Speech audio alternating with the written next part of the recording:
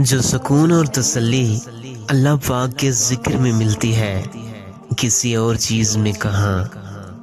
زبان کا کہا دنیا سنتی ہے، اور دل کا کہا اللہ سنتا ہے۔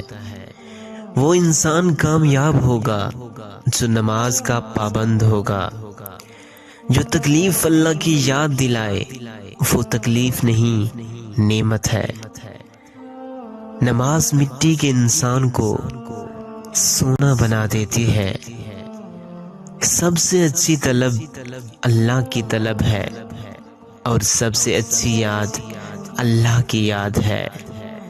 جب واسطے اور رابطے اللہ سے جڑ جائیں تو پھر دل ٹوٹا نہیں کرتے۔